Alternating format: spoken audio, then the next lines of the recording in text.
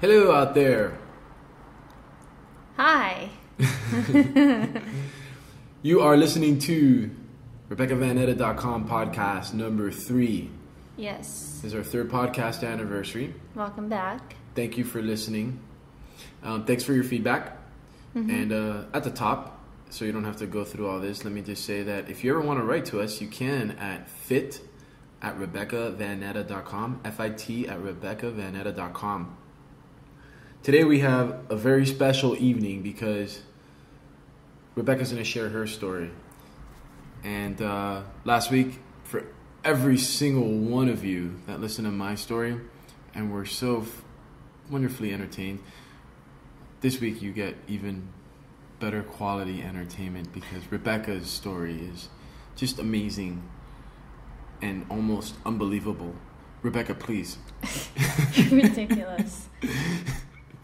From the very beginning, tell us, what got your start in activities or exercise, fitness? What got your interest? Mm-hmm.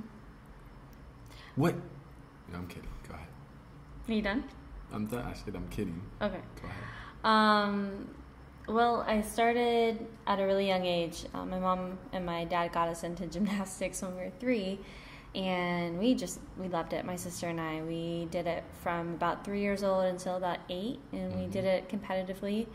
And then we got involved in dance, everything from ballet to tap, jazz, lyrical, modern, acro, we just loved it. We danced. I mean, I've danced all the way until I moved out to LA and did a few shows out here. So pretty much danced my whole life, and in between all the dancing back home, I was involved in different types of sports. Basketball, I did that for a few years, really liked it. I was a cheerleader for a couple of years, that was fun. And then I actually got really serious in track and field, and I did that for 5 years. I was a triple jumper, that was my favorite, long jumper, and then I did the 4x1 and the 4x2 relays. And I did that all the way until I moved out to LA to pursue acting. So that's what got me started, I guess. So you started as a gymnast? Mm-hmm. Did you compete? I competed, as a kid. Mm-hmm. And it got really overwhelming for my mom. She we were going in and doing 6 days a week of gymnastics as kids. Mm. And my mom kind of wanted us to say, hey, do you want to be do this competitively, or you want a little time to play, or this or that? And we decided we wanted to be kids too, and grow up and play. So my mom took us out of gymnastics, but we got right into dance, and it became the same way. Started doing it competitively, and then once we got into junior high, that's when the sports started coming in. So then cut back a little on dance and got more involved in sports. Now, is it true that you played Little Orphan Annie in the Broadway revival of Annie? No. Just because I look like Annie. I could have sworn you told me that. No, I didn't play Annie. And the part about you, almost making it during the Olympic trials in track and field, that's not true either? Where's this all coming from? I don't know. And did you not dance for Dallas? Were No. you a Dallas cheerleader? No, I wasn't, actually. Wow. Got your notes mixed up with someone else. I must. Hold on. Yes. Here are your notes. So, you danced up until you moved out to LA, and, well, you went from performance to being a trainer and teaching classes and things like that. How did you get involved in teaching or getting interested in exercise for yourself and then becoming a teacher? Well, that's actually a good story to tell, because when I moved out here, I was eating kind of the same way I was eating back home, which is I kind of ate whatever I wanted to. I could eat a gallon of ice cream a night and I didn't gain a pound. I didn't cook my food. My mom cooked for me. So moving out to LA and living on my own, I didn't really cook for myself. I kind of just ate the ramen noodle tuna thing, and then I would eat Wendy's or kind of just eat on the go. Very unhealthy. And then I wasn't in any routine of exercise. I wasn't dancing. I wasn't in my sports. I wasn't going to the gym. And so within 6 months, I had gained like 20 pounds. What? I gained 20 pounds, and it wasn't healthy either. It was very unhealthy weight. So I went from like 100 pounds to 120 pounds, which doesn't sound like a lot because I weigh a little bit more than that now, but it was just completely an unhealthy 20 pounds that I gained. Right. Because I wasn't doing anything. I wasn't going on hikes. I wasn't running. I wasn't lifting. I wasn't doing anything. Were you swimming yet? Or? No, I didn't even know how to swim. Cycle? None of that. Really? Nope. Okay. So I had a gym membership. like most people, I had a gym membership, and I didn't use it. I did not. I think I went in maybe once a month, honestly, for a long time, maybe almost a year that I was out here. So what happened was I was gaining all this weight. My sister was too, and one day she was like, "You know what? I'm just gonna go to the gym before school, work out, and and then go on with the day." You were a student when you moved Yeah, I was out a here. student. I was a student, and I also had a part-time job. So you put on the freshman 20. Freshman 20. I put that on within like 6 months.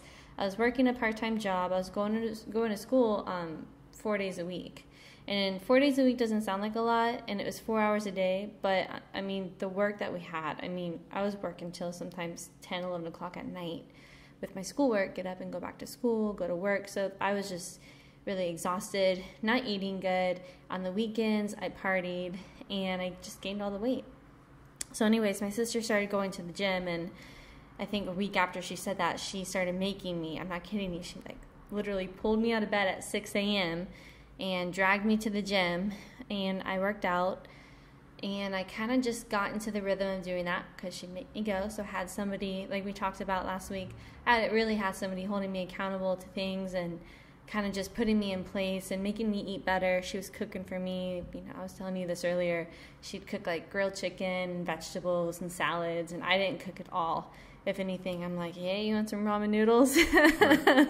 Which to me you told me this story, and it just blew my mind because you're so active. Today we swam 1,000 meters. Mm-hmm. The other day we did a mini triathlon inside the gym. Mm-hmm. Go to the gym every day. Yeah. Sometimes you go twice a day. And then in the kitchen, you got some cookies that are made out of garbanzo beans that just taste amazing. And everything that you cook is pretty tasty and healthy. Mm-hmm. So to hear that you absolutely were not exercising, that your diet was horrendous. I was in a bad place, yeah. And I felt it. I could feel it. And it was like that moment you had when you looked in the mirror. Same thing happened to me. I looked into the mirror one day, and I didn't even recognize myself. I was unhappy. I was depressed. I hated the way I looked. And I pretty much just didn't like me. I wasn't, and on top of that, I wasn't a nice person at the time, and I think it was a lot of unhealthiness and unhappiness from just not having any kind of routine and being in a new environment, and certain people I hung around, they weren't healthy, they didn't take care of themselves, they would drink, they would smoke, they would eat fast food every day. Those were the kind of people I hung out with. Did you do any of those things? Yeah, I actually picked up cigarettes What? when I was 18, I guess almost 19, and I smoked cigarettes for about 6 months, and then that's when I started going to the gym with my sister. I still smoked when I went to the gym, and then I got really, really into I really got into good shape, but I was buff. I was and were you buff. smoking? When you were I was buff? smoking, and you want to know why? Because I wasn't doing any cardio. I was just lifting. The easiest thing to do at 6 a.m. is get on the machines and just pump your legs, pump your arms. I wasn't doing any interval training. I wasn't running. I wasn't swimming. I wasn't biking. No cardio. I was just on the machine. That's what I started with. Started with the machine weights. I can't picture you 20 pounds overweight, not exercising, at a drive-through at Wendy's with a cigarette dangling out of your mouth. That was me. I cannot believe that. Yeah, for a short time. Okay. And so I got really buff, and my sister looked at me one day, and she was like, dude, you need to start doing some cardio. You're looking like a man. I'm like, what are you talking about? I look great. Because I was like cut, but I was like big because I gained the 20 pounds of just, fat. And then all I was just like muscle after that. Right. And I wasn't doing any cardio at all. Hated it. So my sister pulled me into a spin class. And she told me, oh, you can sweat in like 10 minutes, I swear. And I'm like, whatever, get out of here, no way. She's like, I'm serious, and it's full body, like you feel it in your legs, you feel it in your core. And she's like, you gotta come. And so I was like, fine. So I went to a spin class with my sister, and I was, I got on the bike, I'm like, yeah, I got this, because I had these strong legs. But I got my butt up off the seat, and I could barely stay up for like the first minute. So I did a lot of sitting in my first spin class. It was really, really difficult, and I couldn't breathe. After that, I'm like, all right, I'm not going to smoke anymore if I want to get into better shape and if I want to do some cardio, and I quit smoking. I mean, it was simple for me because it was just a choice, like, do I want to feel crappy or do I want to feel better? So I just made the choice, and I've never picked one up since. And I just want to say that choices, it's one of your favorite words. It makes me crazy. It's true, though. You always say to me, because you made that choice. Ugh, I hate that word. That's a choice. But you're right. I mean, something clicks in the brain, and you make this choice where, and sometimes, you got to kind of push through not wanting to go to the gym or not wanting to give up your eating habits or not wanting to give up those cigarettes. It was hard. All of it was hard. It was hard just getting up at 6 a.m. for me to go work out when I don't eat good. I don't sleep good. I'm working all the time. Mm-hmm. Like, the last thing I want to do is get up at 6 in the morning and go work out. Mm-hmm. So, but it was a choice. I decided, okay, fine. I did have somebody there pushing me and helping me, which probably was the biggest reason why I did it. Yeah. And then I started doing it for myself. And then, of course, my sister, we're twins, and so we're very competitive by nature. And when she's telling me the spin class, it's so hard, I'm like, yeah, right. Like, you should see how much I lift. I go into that spin class, and she showed me up, and I think by the third spin class, I was like addicted to spin. And I remember this moment. My sister and I are spinning next to each other, and we look at each other, and we're like, we could teach this. We could do this. And I'm like, and it's so close. It's a mile from the house. Like, let's get certified. And she's like, yeah, you're right. We're so good. We can count. We can count. We can count. Up to 8. You know, like, we have the dancer, so we know how to keep rhythm and keep timing. Oh my gosh. Yeah, it was perfect. So that was it. We talked a little bit about it. I talked about it with my parents because my mom is a certified aerobic instructor. She's a certified water aerobic instructor, Pilates instructor, and kickboxing instructor. We don't have that kind of time to go through the list of your mom's certifications. But she had all these certifications. So we went to her, and she thought it was great. She was super excited, and we got signed up right away. And that's how we kind of started teaching. We ended up getting hired at the place that we worked out at, which is the Hollywood YMCA. Yeah. And I think I remember hearing about or passing by the door and watching like one of you screaming at everyone and the other one on the bike. We did twin spin. So the two of us on the bike in the front with the class full of like 30 people, and which was great because one of us could get off and like keep people pushing past what they would want to limit themselves to. Mm-hmm. And then the other one is instructing on the bike. So you always have a visual of, something to keep up with, someone to keep up with. And then you have the other person in the air going, come on, you can do it. Push through it, and people loved it. And they get so confused too. Yeah. Like, who's on the bike? Who's off the bike? Right. Because what people really want are two 19-year-old twins from Texas screaming at them at 7:45 in the morning on a Sunday or whatever. Hey, that would get my day going real well. Mm-hmm. I love it. So you started spinning, yep. And then I would imagine you definitely started getting your diet in order. What's nutrition like for you? At that point, I just started eating better, more salads, more greens, more chicken, lean chicken or ground beef, eggs, the basic healthy type of things. I really try to cut back on my fast food. I still did it like once a week. And I cut back on alcohol consumption. And yeah, I mean, I just try to change what I was putting into my body because I wanted my body to change. Right. And I think the mental step at first was like getting up in the morning, and then the physical thing, like being there at the gym, and, and then just the food itself. I mean, you can't try to go to the gym and work out and then like eat all this crap because you're not going to find yourself where you want to be. I had a vision in my head. The moment I saw myself in that mirror and I saw this person I was unhappy with, I saw the person that I wanted to be, that I knew I could be. Visually I saw it, and that was my goal. It wasn't to have a body like anybody else's. It was the vision I saw in my head of me at my healthiest, point, and that was my goal. Does that make sense? No, whatever it is that gets you to aspire to be a big, better you. Yeah, that was it. And the vision, a lot of people like to use like the vision board or this I just saw it in my head, the person that I wanted to be, and the perfect body for me. Right. And I just pushed for it.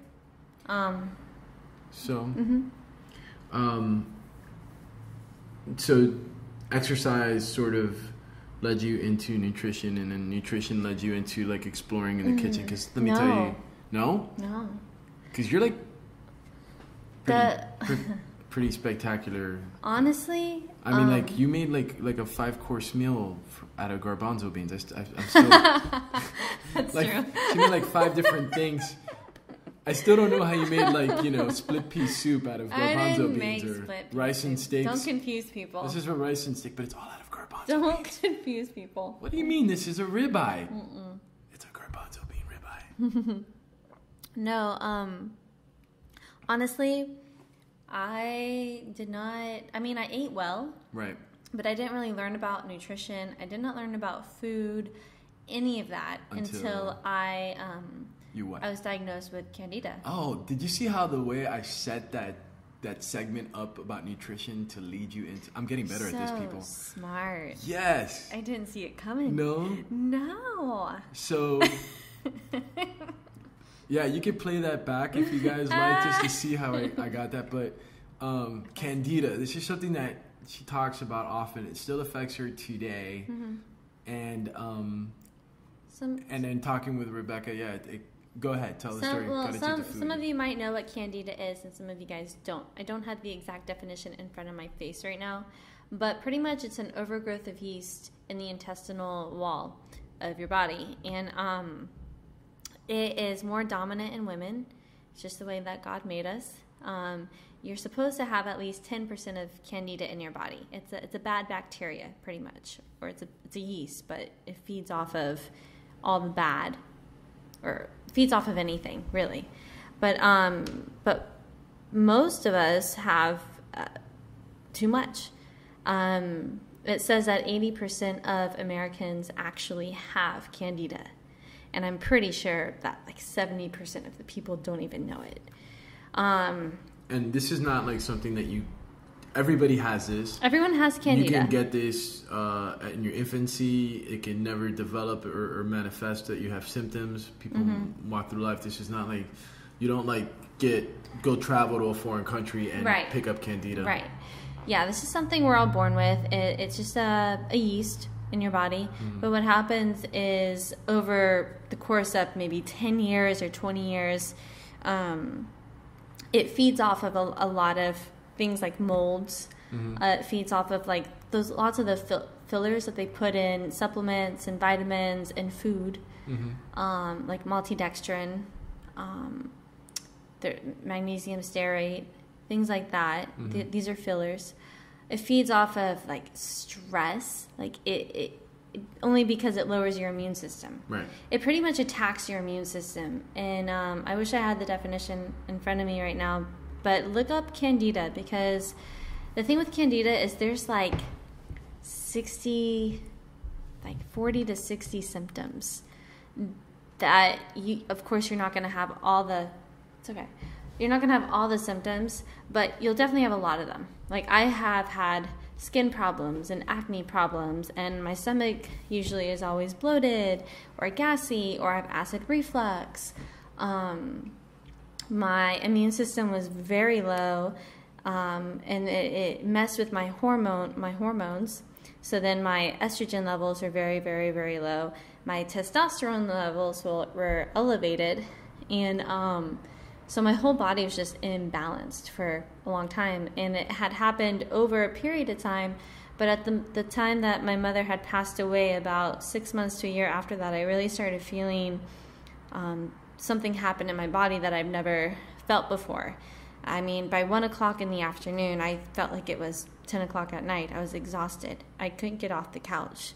I'd sit down, take like a 5-minute nap before work. I'd go into work at 2, and I literally just could not get my head off the couch. If I was seated, like sitting down, I felt like there was this knife like going right into my stomach and like twisting. There's all this pain. It was just inflammation.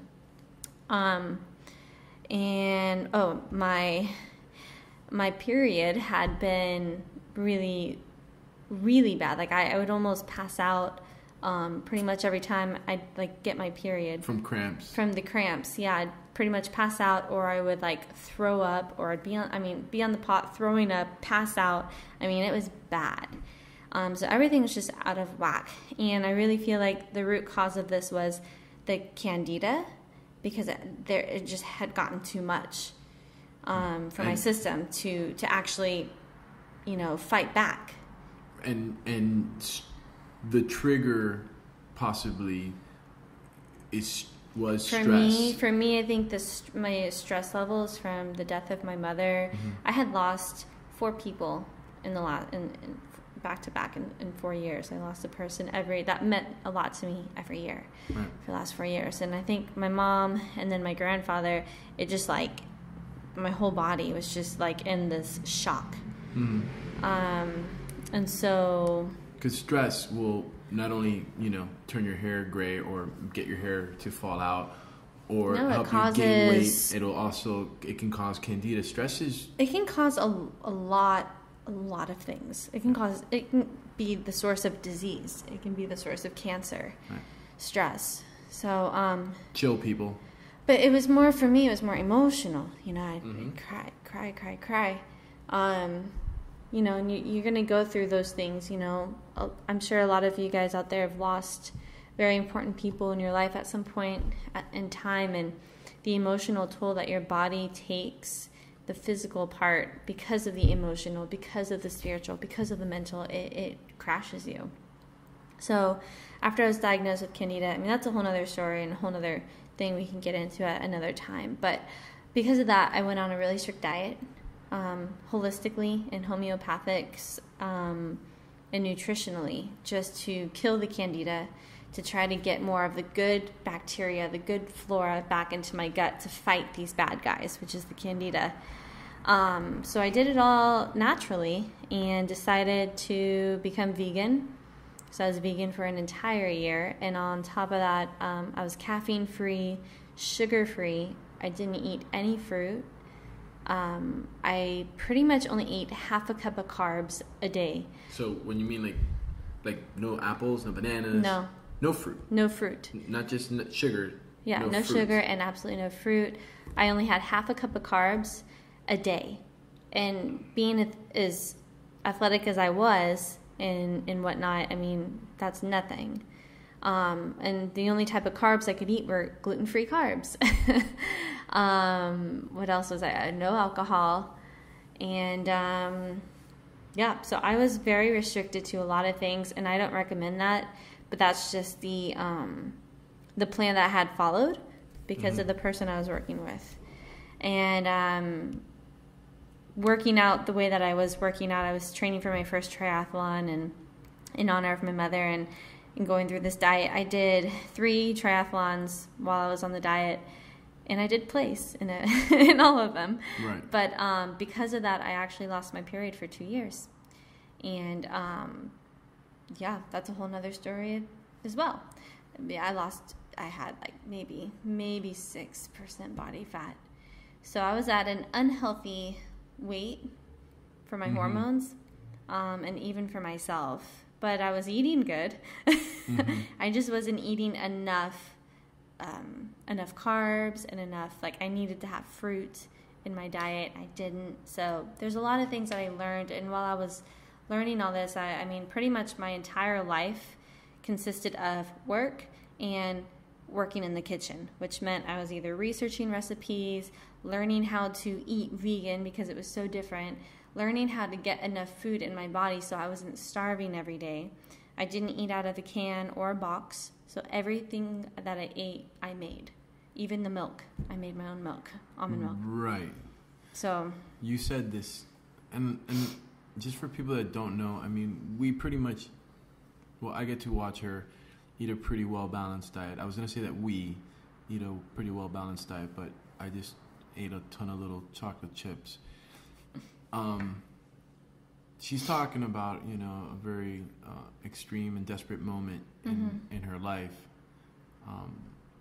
But some of the things that she took from that experience are very yummy. So one of the things that I always like to hear is, how do you make the almond milk again? The almond milk?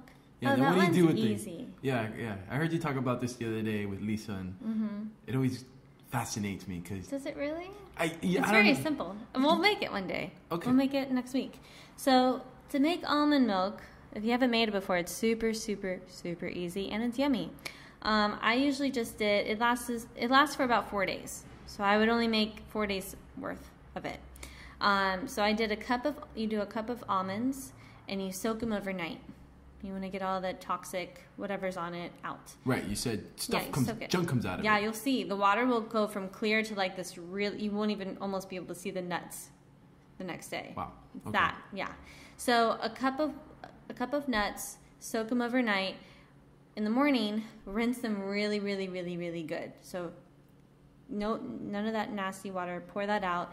Rinse the almonds really good, and then you pour them into a blender. So what I would do is 1 cup of the nuts soaked overnight and rinsed, and then I would do 3 cups of purified water. And because I have a sweet tooth, I do a couple drops of stevia. Stevia is just a plant-based sweetener, and it's very concentrated. So it's this little tiny bottle called stevia. I do like 2 or 3 drops, and then blend it. Excuse me. Blend it, and then once it's blended, it makes more like 6 cups. Looks like about 6 cups of milk, maybe 10. I'm not sure. It's been a while. It makes a lot. It makes like a whole blender full of milk. Excuse me. And then you need like a nut bag or something like that because you got these little kernels or of like the pulp? Like the pulp, yeah, like almond pulp. Okay. So you pour the almond milk into a container. Make sure you have the nut bag on it. It's a little messy. And then you squeeze it all out, and then you've got your milk, and then you also have like your little remains of the almonds, which you can actually use to cook. So I had a dehydrator, and I would make my own almond flour, because all you have to do is dehydrate it. You can even put it in the oven at the lowest temperature, and then you just blend it in the blender when it's dry, and then you got flour. So you can use that for baking. So I used to make cookies and stuff like that out of the flour. But the milk is delicious. I mean, that's it. It's really, really easy. Cool. Yeah. Yeah. Okay. So there you are. Almond milk. You're dehydrating almond milk. Your own almond milk. Or you're making your own almond milk. You're running in triathlons, and you're dealing with candida. You don't have your period for a couple years. You're teaching all these classes. You're bouncing back and forth. And what happens next? Well, I went on that really strict diet for about a year. So I was still dealing another year without my period. And I was starting to incorporate regular, normal food back into my diet. So I was introducing, fish and chicken and things like that. And pretty much everything that I learned from being vegan, I try to incorporate that over into eating kind of what I eat now. When did you start drinking beer again? I don't know. like a year and a half, 2 years after. Okay. After the Candida. Okay. Yeah. Okay. But I just slowly got back into eating more of the normal type of foods, and fruits, and continued eating lots of veggies. Anytime I made a smoothie, I'd throw greens in there. Yeah. What's it like? So you didn't have fruit for what, 2 years? A year? Almost a year. What's that first strawberry like? Oh my gosh. When I had, what was it, strawberries one night? Yeah. One night, as a dessert, I wanted strawberries. And all I did was put a little bit of unsweetened cocoa powder, so no sugar, just unsweetened cocoa powder on the strawberries for dessert. I think I had like 3 or 4 strawberries. It was probably 9 o'clock. I couldn't go to bed. I could not go to bed. I was like wired from the strawberries because my body hadn't had sugar for so long. So yeah, don't eat fruit before bed if you don't eat sugar. Good to know. Yeah. So you got off your diet, you started incorporating regular foods. Mm-hmm. So did the Candida start to subside? And Yeah, I mean, my symptoms had pretty much gone away.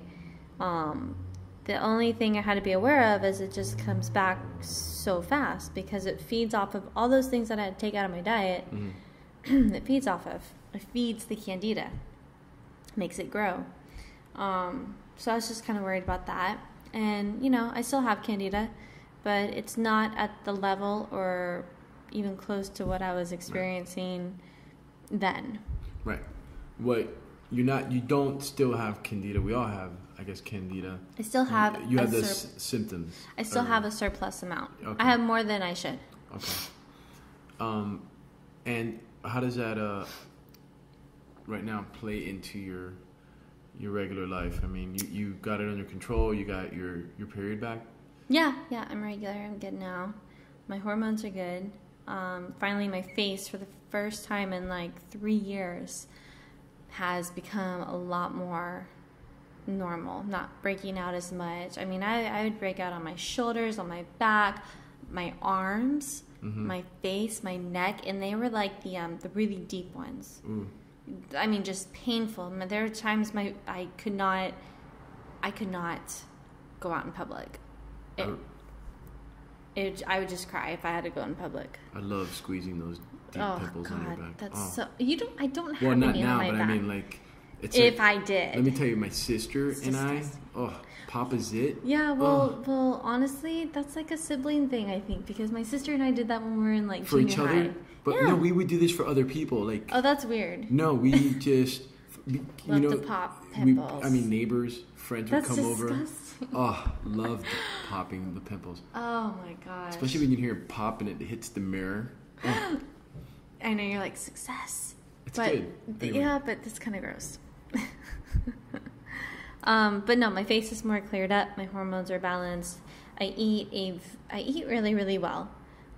If anyone wants to know kind of what my routine is with food, because I don't take any supplements.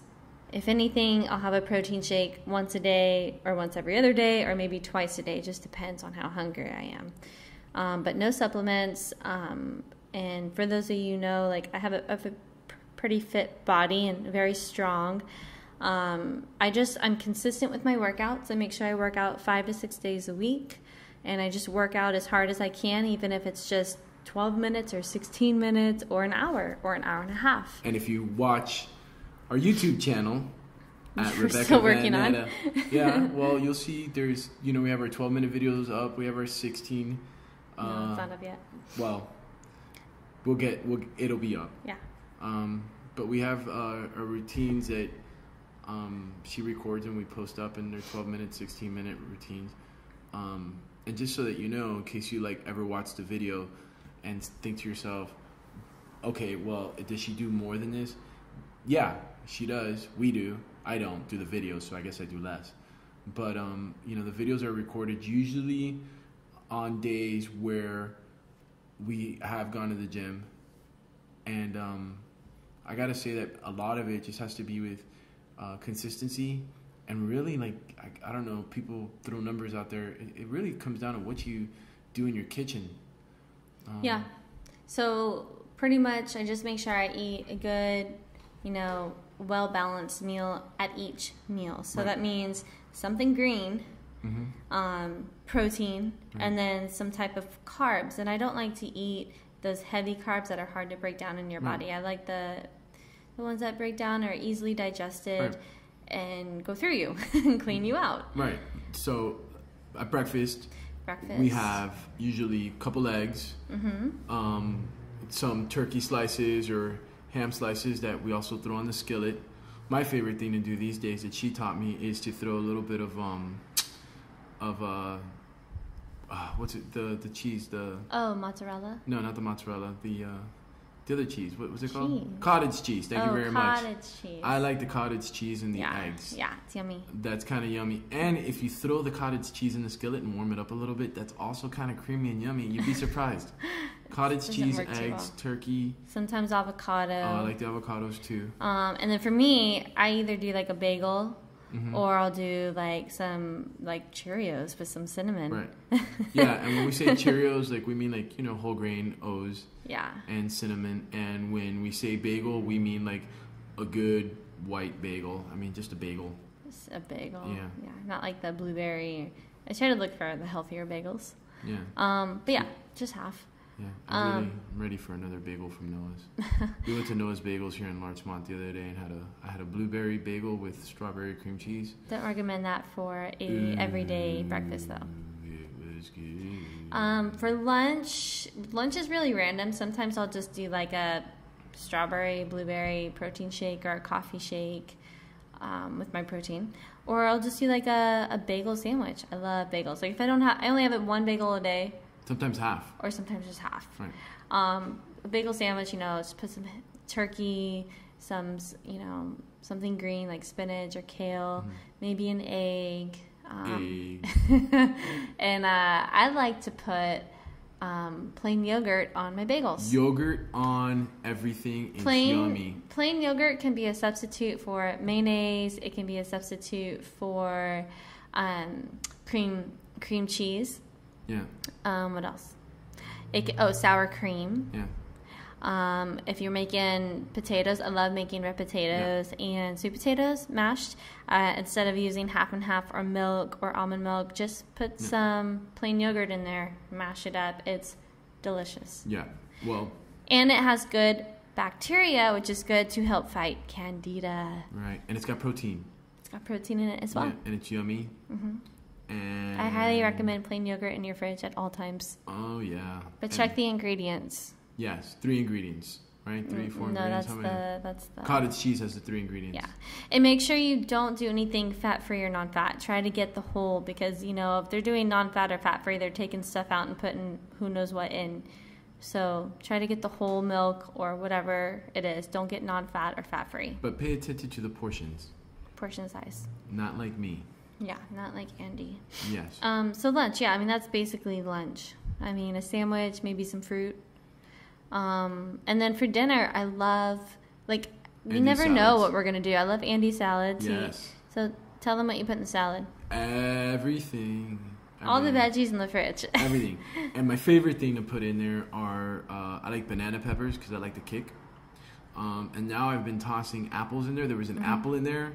And I just grabbed it and started tossing it in there. And then I accidentally over-poured the lid on the pepper was open. And I poured some over-poured pepper, or so I thought. It was a lot. I liked it. We're with sneezing the apple. all through dinner. We sneezed through dinner, but it tasted good. And let's see, peppers, green peppers, red peppers, yellow peppers. Broccoli. Carrots. The banana peppers I said, and then we're using kale and some of the other greens. What else have I popped in there? That's about it. That sounds about right. And then your dressing. I make my own dressing, which is really simple, guys. So if you want a good simple salad dressing, you can do some olive oil, lemon, salt and pepper, a little basil. And if you do have any red wine laying around, just pour a little red wine into it and just mince some garlic in there. Shake it up really, really good. It's delicious. Right. So when she says a little bit of red wine, Yeah. It's not like a glass of red wine like no, I like to. Like a tablespoon. Yeah. Yeah. I mean, you measure. I didn't know. She said put some wine in there. I put 4 ounces. No, you didn't. No. But yeah, we'll do sweet mashed potatoes or red mashed potatoes. Of course, we'll throw a bunch of good stuff in it. Parsley. Garlic. Garlic. Plain yogurt. And then we'll have the basic type of protein from like sausage, like a good, gluten-free sausage, to turkey meat, chicken. We've got some salmon in the fridge. Those turkey patties, which we'll give away the recipe. That's yummy. We'll give the recipe away in the next podcast. We'll make a note of that, but those were yummy. I mean, there's so many things that you can do in the kitchen. It's all about habits and getting used to like using good things to have and playing with them. And it's kind of a nice experiment. And when we're hungry, we want to eat. So I don't make dinners that last really longer than maybe 30 minutes in the kitchen. Most of the time, it's actually a lot shorter in time. Yeah. Faster the better, Yeah, the faster, and there's always some leftovers, but they're never like guilty leftovers. So when I like to creep into the kitchen in the middle of the night after she's fast asleep, because I need to sneak into the kitchen. Oh, I hear you though. You too? I hear the bag opening up. I know exactly what you're getting into every time. That's why you buy like that foily bag of chocolate chips, so you know what I'm getting into. You did that on purpose. How'd you know? And you put it. I noticed. Don't think I don't notice that you don't put it like in the noisiest cupboard. The door that makes the most freaking noise. That's the one that you put the noisy bag of chocolate chips in. You don't know where they are, and that's all that matters. Well, now I don't know where they are. Ha. So, just to wrap up real quick, about fitness and food, I've been fit in fitness my whole life, fallen off the wagon more than once. We'll probably fall off the wagon. Probably will fall off at some point here and there. I mean, kids come into play or whatnot. I mean, there's excuses and then there's reasons, and it's life. But if you can make 10, 15, 20, 30 minutes for yourself a day to either maybe exercise or learn something new in the kitchen, do it. Yeah. You're only going to be bettering yourself. For you, for your family, for your significant other, and yeah, I mean that's pretty much it. I also want to say real quick, because I know we're getting past the time. I didn't get to talk about my mom, but she's really the reason why I would really like to talk next week, maybe a little bit about competing, because the reason I started biking and swimming and running was all for my mom, who had passed away. Never did any of those things before. Never ran long distance. Never been on a road bike and raced. Didn't even know how to swim. And it's a mental thing. And your present road bike is your mom's. And yeah, my road bike I have right now is my mom's. And all my gear is my mom's. And I just want to say that there's a lot of things out there that are hard. But if everything was easy, everybody would be doing it, and everybody would look amazing, and everybody would eat healthy, and nobody would be sick. Right. So, you have to make a choice for you, for yourself, not for anybody else. Start for yourself. Or, what started me in competing was my mother. It was to honor her and to do something that she loved doing.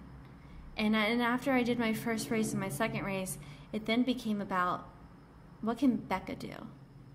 And I would always push myself more, and I'd grow stronger, and at the same time it'd be for my mother, but it'd also be for myself. And there'd be a lot of reasons, but it ended up being, this is something I love doing and I want to do, and it's growing me stronger mentally, physically, spiritually. I believe all those three tie in so closely when it comes to change in your life. You really have to be mentally ready for it, and then the physical and the spiritual, they're there too. So I don't know if I'm rambling, but I think we touched a little bit earlier in the podcast, and I said this last week, but you mentioned that when eating the way you were eating and smoking and drinking and partying, that, you were surrounded by these people that did much of the same. And when you're surrounded by people that are, not like-minded, it's really difficult to not stray. And one of the great things about competing that I'm learning is that there's this entire community of people. And huge. Yeah, and if you're like overweight, we get depressed, we get sad, we close ourselves up in a box, we live in a box, we drive in a box. Most of us, may go to work and, have the nice corner box office, or you sit in a box cubicle or whatever it is. To get involved with an organization like a Team in Training, which is a running organization that are international, there's a whole group, world of people out there that, it's not just about marathons or cycling or swimming. I mean, there's basketball leagues. There's a league called the Waka League. You can go out and play dodgeball. You can go out and play kickball, and then they go hit the bar afterwards. And that's a way of getting out of your apartment or out of your house, making new friends, being active, having some fun, and not necessarily, dwelling on the fact that, you may be surrounded by people that like to go to the buffet. You may be surrounded by people that want to go through a pack of cigarettes or, go through a 6-pack of beer every night. If you want to change your life, you really got to change the people that you hang around with. And getting involved in these organizations that are, a lot of them have a lot of philanthropic, forgot what I wanted to say, but a lot of the things that they do, they're for charities and they're fundraisers, and then not only are they good for you, but they help other people, and that makes you feel good. I think all I was just trying to say is, I had somebody holding me accountable at the beginning, getting me out there to start changing the way I perceived myself. And then it changed me to the point where I wanted to help other people do the same thing, get people excited about working out and have fun. And then it became a little more spiritual for me when it came to my mom. And that pushed me to a whole nother mental place. I mean, I didn't know how to swim. And I had to do a triathlon in 5 months. I told myself I was going to do it, as I told my mom. And I trained my butt off, and I worked for it. And I would cry, too, because it felt almost impossible. But when I crossed that finish line, you saw the video. I cried because I had been visioning that and seeing that in my head, me crossing the finish line, holding my sister's hand, looking up to the sky, seeing my mom there, proud of me. And that vision got me to that finish line and across, and it does every single time. So. And she paints a really pretty picture, but if you watch that video and you see her coming out of that water, I didn't think she was gonna make it to the transition station. She was beat. If you're interested in that video, it's on YouTube, and it's under Rachel and Rebekah's first triathlon. And if you can't find it, just email me at fit@RebekahVannatta.com, because I'd love to share it with you. And maybe it'll make you see all the hard work and effort that I put into it. And it was a mental thing, and maybe it'll encourage you to maybe get up and go for a walk, or get up and go for a jog, or go hit the weights, or go swim. Do something that you've been telling yourself you want to do. Put the cigarettes down. Or the beer. It depends. But yeah, that's my goal, is to help other people get past that there's a mental blockage. We all have had it, or we have it, or we've gotten past it, and it's possible. So reach out, fit@Rebekah.com. Check us out on RebekahVannatta.com. YouTube, Instagram. Everything is RebekahVannatta.com. It's all there. Yeah. But thank you so much for joining in. Sorry it's a little long tonight. We got a little sidetracked with the food. But all of that will be on the site to come and more. Yeah, we're working on our app. Yep. And our site is going through development. And slowly, but surely. Yes. Alrighty. Slow. Well, we have to be on set tomorrow, super early at 6:30 in the morning. That's right. We are. Check us out on. Well, we'll tell you in the next one.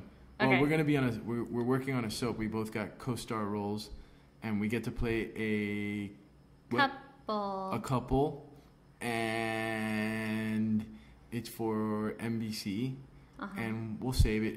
It shoots tomorrow, but I don't think it airs until August. So we'll tell you guys about that next podcast. Yeah, Rebekah will be making her daytime debut. Whoop whoop. And IMDb, watch out. Yeah, and hashtag RebekahVanetta.com. Yes. Or Rebekah Vanetta, hashtag Andy Martinez Jr. because I am here. And check out the site, blah, blah, blah, blah, blah, blah, blah. Good night. Thanks, guys. And until next week. Yes. Thank you for joining us. Bye, guys.